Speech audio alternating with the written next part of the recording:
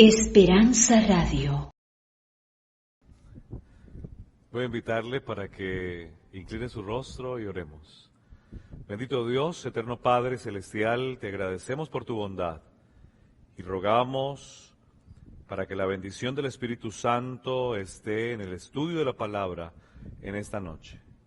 Imploramos tu bendición, mi Señor, en el nombre de Jesús. Amén. Amén. Voy a invitarte para que vayamos al libro de la Biblia que está allí en el libro de Efesios y el capítulo 2. Efesios capítulo 2, y vamos a estudiar la palabra. Allí algo muy importante que tiene que ver con el mensaje que vamos a ver en esta noche. ¿Saben? El mensaje de la Escritura dice lo siguiente. El libro de Efesios, el apóstol Pablo hace una exposición muy importante acerca de lo que significa la salvación. Dios ha querido salvar al hombre. Y ha querido salvar al hombre porque el hombre, el ser humano, está en una condición de pecado, está en una condición que necesita de alguien que le ayude. El ser humano no puede ser salvo por sí mismo. Nosotros no podemos cambiar por nosotros mismos. Lo hemos visto desde el sábado hasta acá. Ahí necesitamos que haya una intervención de parte de Dios. Y eso es lo que quiere explicar el apóstol Pablo en esta noche a través del libro de Efesios, allí el capítulo 2. Mire lo que dice, acompáñenme en su Biblia, y dice de la siguiente manera. Dice el apóstol, y esa primera palabra aparece en mayúscula, Él os dio vida a vosotros. ¿El qué? Él os dio vida a vosotros. ¿De quién está hablando Pablo? Pablo está hablando de Jesús y está diciendo que gracias a lo que hizo Jesús, usted y yo tenemos vida. Pero si decimos que una persona tiene vida o adquirió vida, es porque antes estaba en una condición totalmente contraria al tener vida. Mire lo que sigue diciendo. Dice, Él os dio vida a vosotros.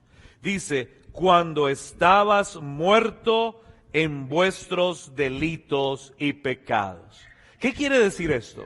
La Biblia nos registra y nos quiere enseñar que el ser humano puede vivir en una de dos condiciones. Puede estar vivo o puede estar, ¿qué? Muerto. Pero está hablando de un estado espiritual. Está hablando de un estado en el que el ser humano, aún con la capacidad de moverse, de hablar, de interactuar, puede tener vida y vida en abundancia, como lo registra Primera de Juan, o puede estar muerto. Y esto es muy importante para nosotros hoy. ¿Por qué? Porque eso nos lleva a una pregunta, y la pregunta es, ¿qué tipo de condición espiritual estoy yo teniendo? ¿Realmente soy una persona que está viva o aún con la capacidad de respirar, de exhalar, de ejercitarnos? Puede ser que estemos muertos. ¿Qué puede determinar esto? ¿Saben? Yo quiero explicar esto para que nos quede a nosotros claro en esta noche. Y voy a invitarle para que usted tome unas hojas atrás, ahí en el libro de Gálatas, el capítulo 5. Está muy cerca a Efesios. Gálatas, el capítulo 5, dice lo siguiente. Dice lo siguiente. Si usted y yo vemos lo que dice la Escritura en el versículo 19, dice lo siguiente. Dice, manifiestas son las obras de la carne, que son adulterio, fornicación, inmundicia, lujuria, idolatría, hechicería, enemistades, pleitos, celos, iras, contiendas, divisiones, herejías, envidias, homicidios, borracheras, orgías y cosas semejantes a estas. Yo le hago una pregunta. Si hay una persona que vive bajo estas características y condición, ¿está viva o está muerta? ¿Está vivo o está muerto? Está muerto. La Biblia dice que los frutos de la carne son la evidencia de que una persona está muerta espiritualmente. ¿Qué significa? Que una persona espiritualmente muerta es una persona que está abiertamente en pecado, que tiene envidia, que está en pleitos, que su vida no está tranquila, que no hay paz en su existencia. Que esa persona tiene una sensación de zozobra, tiene una sensación de intranquilidad que no le permite vivir armoniosamente como es el deseo de Dios para el ser humano. Yo le hago una pregunta, ¿conoce personas así? O tal vez usted mismo puede decir hoy, bueno, yo vivo en esa intranquilidad, yo vivo en esa, tal vez vivo en esa situación donde en mi hogar no hay paz, en mi casa no hay esa tranquilidad, o yo voy a mi trabajo y ahí tengo dificultades, o yo estoy en algún lugar y no me siento tranquilo. Saben, esa es la muestra de que hay un corazón que necesita restauración de parte de Dios. Pero ¿saben lo interesante? Mira lo que sigue diciendo la Escritura. Ahora, si vamos al versículo 22, dice lo siguiente. Dice, pero el fruto del Espíritu es amor, gozo, paz, paciencia, benignidad, bondad, fe, mansedumbre, templanza. Dice, contra tales cosas no hay ley. Ahora le hago una pregunta. Las personas que manifiestan las características del versículo 22, ¿están vivas o están muertas? Están vivas. Porque lo que está diciendo el texto en Efesios es que para que una persona esté viva, tiene que amar. Para que una persona esté viva, tiene que tener la capacidad de tolerar a otra persona. Para que una persona esté viva, tiene que tener mansedumbre, tiene que tener una paz espiritual que solamente es, escúcheme bien, provista por Dios. ¿Saben ustedes? Yo salí de mi ciudad a la ciudad de Medellín, en Colombia, para estudiar teología. Y para estudiar teología había un gran reto y tenía que trabajar y tenía que pagar mis estudios. Y bueno, el Señor me llevó 5 años a esa universidad para empezar un camino ministerial al cual me llamó. Pero saben, el Señor me llamó no porque fuera perfecto. El Señor me llamó porque sabía que Él podía hacer algo conmigo, pero tomaba a una persona imperfecta. Y saben, hermanos, allí viví una experiencia que me llamó mucho la atención y que quiero compartir con usted hoy. Saben, estando en la universidad, a mí me encanta el deporte, a mí me gusta jugar y especialmente juego fútbol. Me gusta jugar fútbol. Y saben, yo jugaba en la universidad fútbol, el soccer que llaman acá, saben, y empezaba a jugar y jugar y jugar, pero tenía una dificultad en mi vida, saben, mi carácter era un carácter fuerte, agresivo. Y si alguien me golpeaba, o si alguien me lastimaba, o si alguien me colocaba el pie para caerme, pues yo me levantaba y le decía, bueno, ¿cuál es tu problema?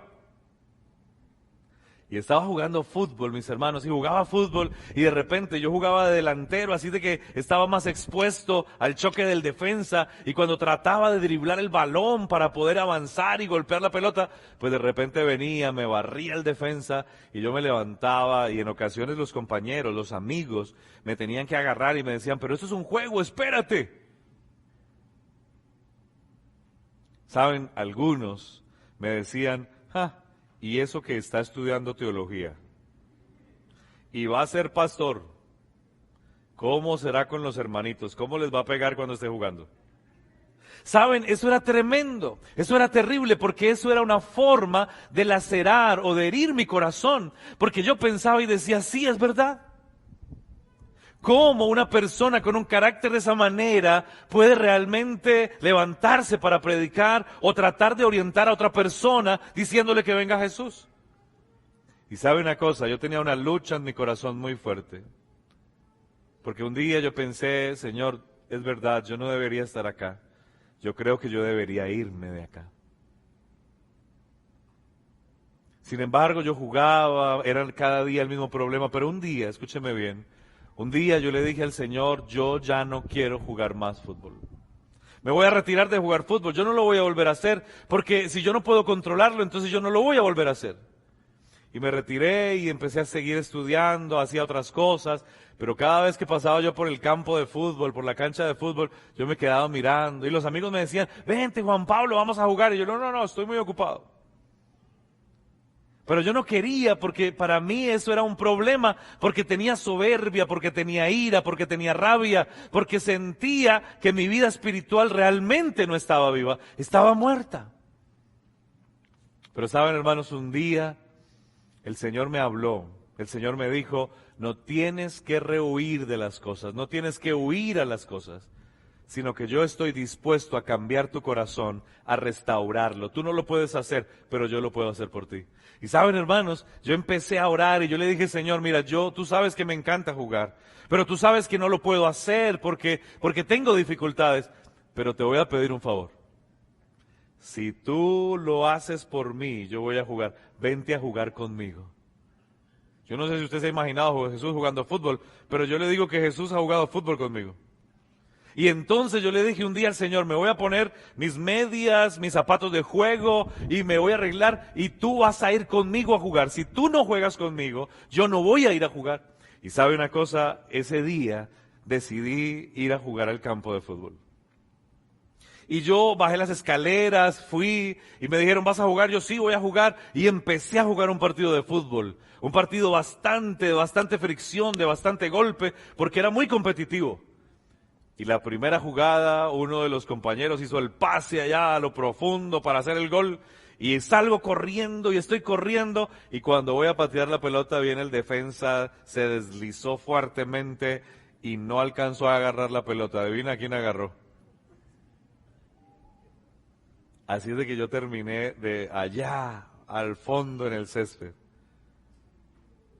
Y cuando yo caí allá, al fondo en el césped, y el césped me quedó en toda la cara, y me quedó pasto por acá y por todo lado, ¿saben? Entonces vino la ira, que en ocasiones nos tiene muertos, a muchos tal vez. Y empezó a elevarse y a subirse por mi cuerpo. Y ya me iba a levantar yo de allí, pero recordé, Jesús está jugando conmigo. Y yo le dije, Señor, yo no me voy a levantar de acá hasta que tú sanes mi corazón. Quita eso de mí que no me deja vivir, que no me da vida. Quita eso de mí que me tiene muerto. Quita eso de mí, Señor. Y sabe una cosa, mi hermano. Yo lo único que pude hacer fue que agarré el césped así con mis puños, con mis manos, muy fuertemente. Alguien vino y me dijo, ven, yo te ayudo a levantar. Y yo, no, déjame acá tranquilo, déjame acá. No sé cuánto tiempo estuve tendido, el partido siguió y yo estaba ahí tirado en el piso, orando a mi Señor. Cuando de repente sentí que vino paz y tranquilidad a mi vida, me levanté, bajé mi cabeza y seguí jugando. Y ese día fue una victoria para mí, para seguir jugando. ¿Saben por qué? Porque el Señor quitó algo de mi vida que me tenía muerto. El Evangelio está diciendo lo siguiente. Efesios está diciendo algo que es muy importante para nosotros. Él, Jesús, dice la palabra, Él os dio vida a vosotros cuando estabas muertos en vuestros delitos y pecados. En ese momento, cuando tu vida no funcionaba, cuando sentías que no podías tener control de ti mismo, Él apareció e hizo un milagro. Escúchame esto, la salvación no es el resultado de tu esfuerzo personal. La salvación no es el resultado de las obras que yo puedo hacer, porque por ellas no voy a ser salvo. La salvación es el resultado de una exclamación del ser humano, del dolor del ser humano, de entender que estoy muerto y de exclamar a mi Señor, Señor, por favor, sálvame, ayúdame. Tú, por favor, obra en mí lo que yo no he podido hacer. Por favor, haz un milagro. Y saben, hermanos, dice la Escritura que antes estábamos muertos, pero Él nos dio vida juntamente con Cristo Jesús. Esa es una gran bendición, ese es un gran mensaje, es una gran noticia. Y sigue diciendo el pasaje, en los cuales... Dice, en esa tendencia de pecados en los cuales estuviste andando en otro tiempo, siguiendo la corriente de este mundo, conforme al príncipe de la potestad del aire, el espíritu que ahora opera en los hijos de desobediencia. Entre ellos, dice el versículo 3, vivíamos también todos nosotros en otro tiempo, andando en nuestros deseos de nuestra carne. Es lo que acaba de decir el apóstol en Gálatas. Los frutos de la carne son, ¿qué? Adulterio, fornicación, inmundicia, laxivia, ira, enemistades, envidias, pleitos. Todo eso hace parte de la tendencia natural de este mundo. Y sabe una cosa, el ser humano siempre ha andado en esa tendencia. Todos nosotros que estamos acá en esta iglesia hemos andado en esa tendencia. Pero el Señor fue bueno con nosotros. ¿Y saben qué dice el texto? El texto dice de la siguiente manera, versículo 4. Pero Dios, que es rico en misericordia, por su gran amor con que nos amó, aun estando nosotros muertos en pecado, dice, nos dio vida juntamente con Cristo. Por gracia sois salvos. Pero miren lo que dice el versículo 4. No podemos olvidar este texto. Pero Dios, que es rico en misericordia, por su gran amor con que nos amó, versículo 5, aun estando nosotros muertos en pecado, nos dio vida juntamente por Cristo. Y al finalizar el versículo 5 señala un elemento importante. Dice, por gracia sois salvos. ¿Qué significa esto? ¿A qué es lo que hace referencia Pablo y enfatiza tanto, aún hasta el versículo 8 de ese capítulo? Porque por gracia sois salvos. ¿Saben qué significa eso? Lo que significa es que la gracia, un elemento restaurador, el elemento que nos genera salvación, es un regalo que no merecíamos. Pero dice que Dios es rico en bondad y misericordia y por su gran amor nos dio la gracia, o sea, nos dio un regalo inmerecido. Yo le hago una pregunta. ¿No ha sentido usted tal vez en algún momento que tal vez usted no es digno de presentarse delante del Señor? Y a veces nosotros decimos, no, pero es que yo tan pecador, ¿por qué yo? ¿No ha sentido usted eso en algún momento? Porque es que todos nosotros podemos ver a un Dios santo, poderoso, misericordioso que es Dios, pero cuando nos vemos a nosotros mismos, ¿cómo nos vemos? Débiles, con defectos y con grandes problemas en nuestra vida. Pero el Señor dice, yo quiero salvarte y para salvarte debo darte algo. Eso se llama la gracia. Y la gracia es eso que acabo de decirles. Es un regalo, es algo que tan solamente yo puedo decidir recibir. Porque quizás si yo tomo de una manera descuidada, porque tal vez no es el mejor ejemplo, y yo digo, mira, yo quiero regalar esto, te lo quiero regalar. ¿Quién lo quiere recibir? Aquí, mira, ven para acá. Yo te lo quiero regalar. ¿Tú lo quieres recibir? ¿Qué tienes que hacer para recibirlo? Levantarte. ¿Y qué más debes hacer? Caminar. Acercarte. ¿Y sabes una cosa? Recibirlo. Es tuyo. Eso es salvación. Eso es salvación. Salvación es decidir recibir algo que tal vez cuando yo veo en mi vida, digo, yo no lo merezco, no debería recibirlo. Pero saben, a alguien le plació dármelo, a Dios. Ahora, queremos entender este concepto de gracia bien. Yo voy a invitarle para que veamos una historia de la Biblia. Vamos a ir allí al pasaje en la Escritura, en Segunda de Crónicas, el capítulo 33. Segundo libro de Crónicas, el capítulo 33. Y vamos a ver lo que dice la Escritura en ese pasaje. ¿Saben? Segunda de Crónicas 33 habla de un hombre, que su nombre es Manasés. Manasés es hijo de Ezequías, que va a reinar por 55 años en Jerusalén. Miren lo que dice la Escritura. Dice, 12 años tenía Manasés cuando comenzó a reinar, y 55 años reinó en Jerusalén. ¿Cuántos años reinó? 55. ¿Y a cuántos años empezó a reinar? 12 años. Y empieza a reinar, pero mira lo que dice el versículo 2. Dice, pero hizo lo bueno ante los ojos de Jehová. ¿Hizo lo qué? Hizo lo malo ante los ojos de Jehová. Ahora, ¿saben ustedes? El único que puede señalar e indicar si alguien está bien o está mal, ¿saben? No somos nosotros.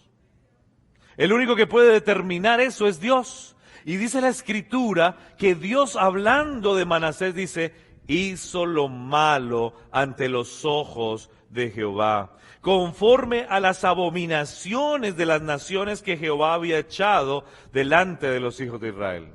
Dice que este hombre se comportó, ¿de qué manera? Mal. Se comportó muy mal. Pero lo que me llama la atención del capítulo 33 de este libro es lo mal que se comportó.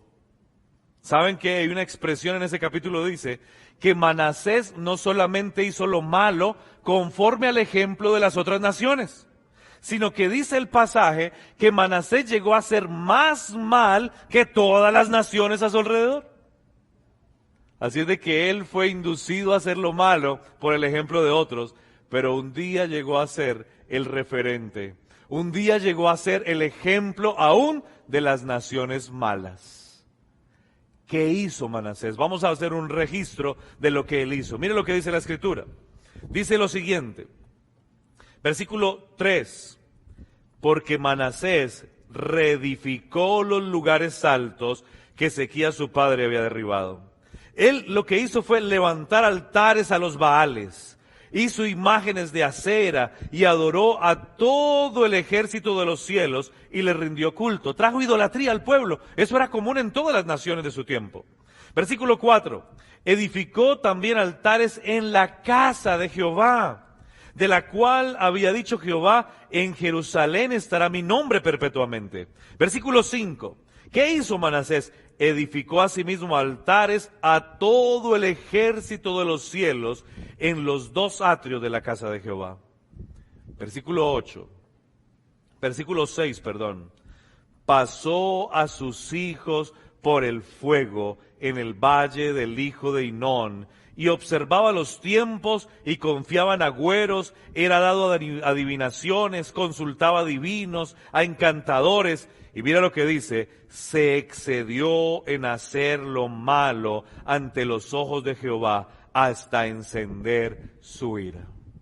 ¿Qué hizo Manasés? Manasés fue un hombre que empezó a hacer las cosas inadecuadamente, alejándose de la voluntad de Dios.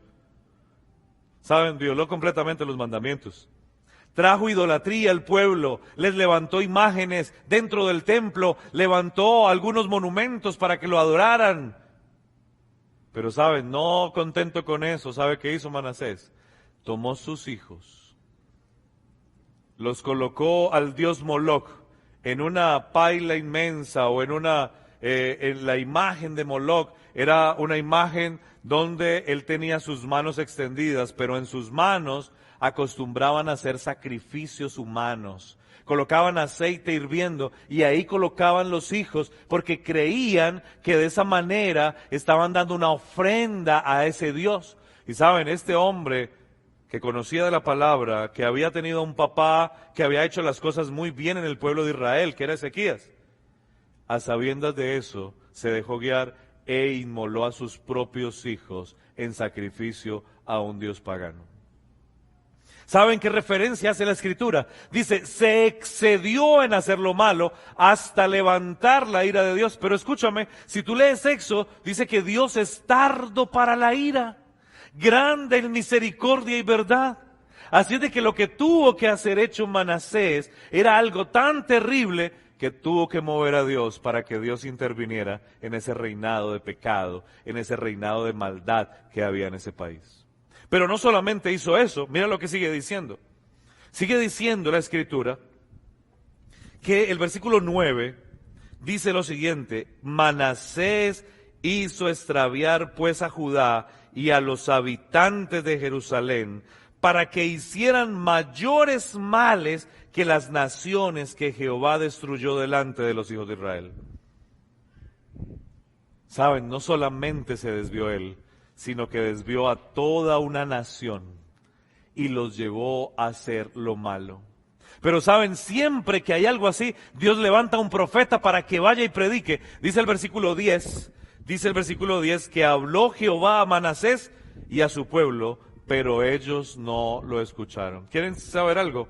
Había un profeta en el tiempo de Manasés que Dios siempre le invitaba a que fuera a predicarle la palabra. ¿Saben cómo se llamaba ese profeta? Era el profeta Isaías. Y saben ustedes que cuando Isaías vino y lo amonestó y le dijo, arrepiéntete, tú conoces el camino, tu papá te enseñó, tú por qué te has desviado, y lo amonestaba y le decía, saben, un día Manasés dijo, ya no me aguanto más al profeta Isaías. ¿Y saben qué hizo? Lo mandó a cerrar y lo mató partiéndolo en dos a Isaías. El autor intelectual de la muerte de Isaías es Manasés. Manasés fue quien ordenó la muerte de este tremendo profeta del pueblo de Dios. Y los demás profetas que vinieron para amonestarlo también sufrieron la misma suerte, fueron muertos. Todos aquellos que fueron allí fueron muertos por parte de Manasés. Si nosotros hoy tuviéramos que ser los jueces de Manasés, la pregunta es, ¿cuál sería nuestro veredicto conociendo todo lo que hizo? ¿Qué sería lo que deberíamos hacer como seres humanos cuando conocemos todo lo que hizo Manasés? Le voy a hacer una pregunta. ¿Creen ustedes que Manasés estaba vivo o estaba muerto espiritualmente? ¿Y creen ustedes que sería merecedor de la gracia de Dios este hombre? Aquí es donde viene lo importante que tenemos que aprender. Mira lo que dice la Escritura. Dice la Escritura que Dios tiene que intervenir. Dice entonces de la siguiente manera. Dice el versículo 11. Por lo cual Jehová trajo contra ellos los generales del ejército del rey de los asirios, los cuales apresaron con grillos a Manasés y lo ataron con cadenas y lo llevaron a Babilonia. ¿Qué tuvo que hacer Dios para poder intervenir en ese reinado de apostasía? Pues lo que tuvo que hacer es permitir que otro reino viniera, llevara cautivo a Manasés. ¿Y saben qué hicieron? Cogieron a Manasés, lo llevaron de los pies, de las manos, desnudo, le colocaron un collar en la nariz y se lo llevaron caminando desde Jerusalén hasta el reinado de los sirios. Lo metieron en un calabozo y le daban agua, le daban comida. Y en ese calabozo, en medio de la oscuridad, en medio del dolor, en medio de la escasez, en medio de la reflexión, ¿sabe qué hizo Manasés? Manasés dijo, yo creo que me equivoqué. ¿Saben qué hizo Manasés? Empezó a orar y le dijo, Señor, por favor, perdóname. Pero quizás si usted y yo analizamos esa reacción de Manasés, podemos decir, claro, ahora sí como está en necesidad, entonces ahora sí se acuerda de Dios. Y tal vez usted y yo podamos pensar y decir, yo no creo en esa tal sinceridad de Manasés. Él solamente está pidiendo clemencia, es porque ahora tiene temor por su vida. Pero saben, hermanos, alabo y glorifico el nombre de Dios. Porque dice la Escritura allí en el pasaje, dice entonces, versículo 12, pero cuando se vio en angustia, ¿qué hizo? Oró a Jehová su Dios. Mas luego, dice este texto que usted ve enfrente, mas luego que fue puesto en angustia, oró a Jehová su Dios, humillado grandemente en la presencia de sus padres. Esta versión que estoy leyendo dice aquí, pero cuando se vio en angustia, oró a Jehová su Dios y se humilló profundamente en la presencia del Dios de sus padres. Versículo 13, oró a él y fue atendido, pues Dios oyó su oración y ¿saben qué hizo? Lo restauró o lo retornó en Jerusalén. Entonces Manasés reconoció que Jehová era Dios. La pregunta era, ¿se merecía Manasés ese trato de parte de Dios? No.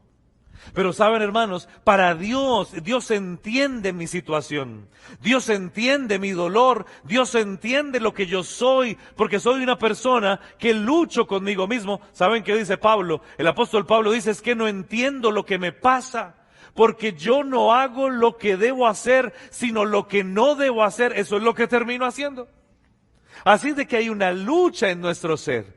Hay una dificultad en nosotros, pero si nosotros, aún en medio de esa dificultad, en medio de ese dolor, en medio de esa carencia, en medio de esa situación, nos humillamos delante de Dios, oramos y le decimos, Señor, por favor, haz algo conmigo, porque yo estoy muerto, no siento felicidad en mi vida. ¿Saben qué dice Dios? Yo quiero eso.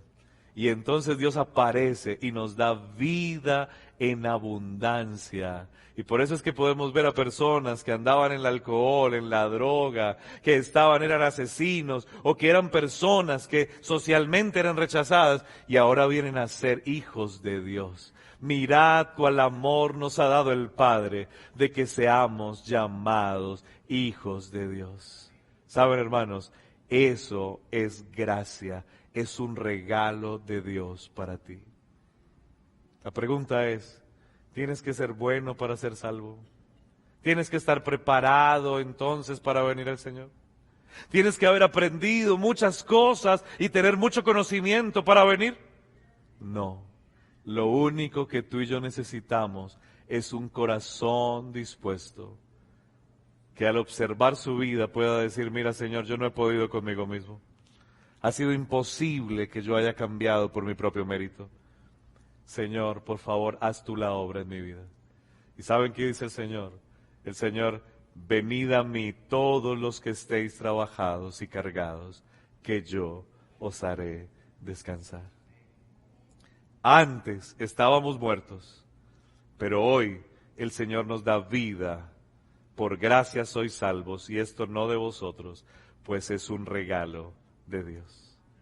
Hermanos, yo quiero hoy decirles que hay buenas nuevas de salvación. Yo quiero decirte que hay un regalo que Dios quiere extenderte. Yo quiero decirte que vale la pena ser salvo. Yo quiero decirte que tú y yo podemos reconocer que necesitamos de Dios y hoy podemos recibir ese regalo, la salvación. Pero la pregunta es, ¿quieres recibir la salvación? ¿Quieres hoy decirle al Señor, yo quiero ser salvo, Señor? Yo quiero preguntar en esta noche, si hay alguna persona que nos visita, que es un amigo, que tal vez no ha sido bautizado, o que se ha alejado, o tal vez alguna persona que está necesitando recibir esa gracia de Dios, que siente que no la merece, pero que la necesita. Y que quiere decirle al Señor, yo quiero que tú me des salvación. Yo quiero pedirte que me des tu gracia infinita. ¿Hay alguien así? Que le encantaría hoy que oráramos por usted, porque usted dice, yo quiero recibir hoy a Jesús. Yo quiero abrir la puerta de mi vida para que Él me dé vida y me dé vida en abundancia. ¿Hay alguien que levantando su mano, ahí donde está, le gustaría recibir a Cristo Jesús en su corazón hoy? Y pedirle al Señor, amén. ¿Hay alguien así? Amén.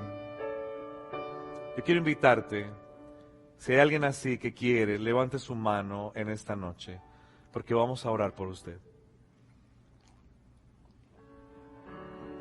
Y me gustaría que te colocaras en pie ahí donde estás.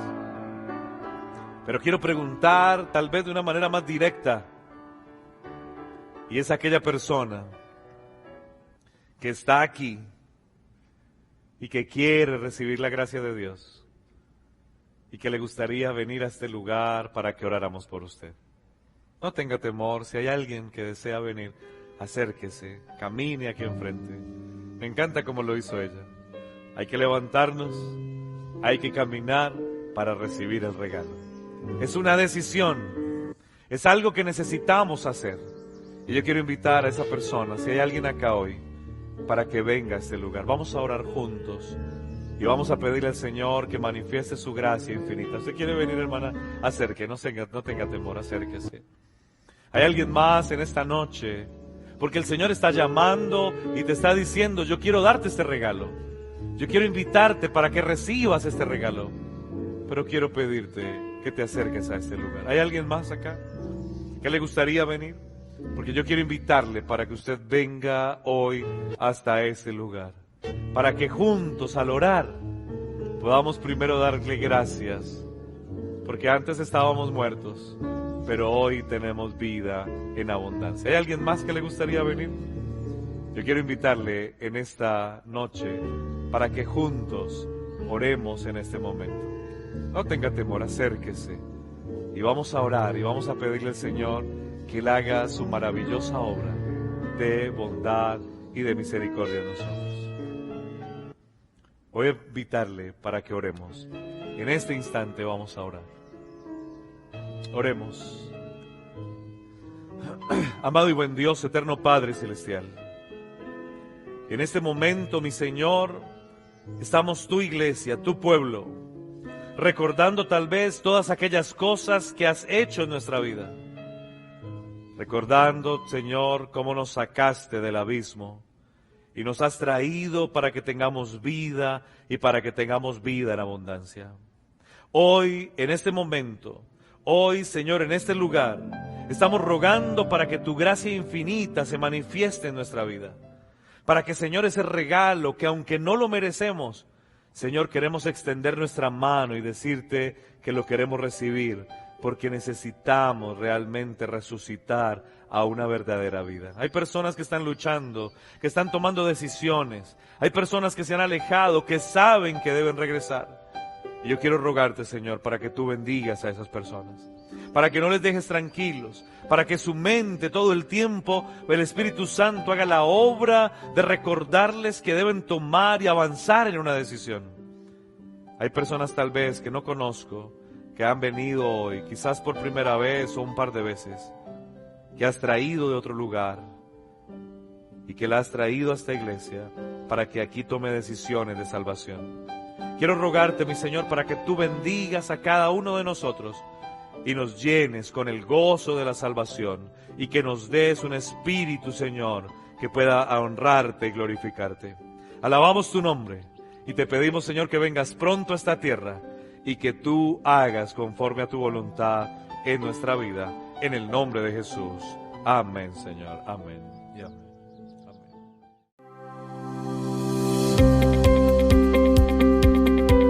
Esperanza Radio. Siga disfrutando de nuestra programación en www.esperanzaradiolv.com.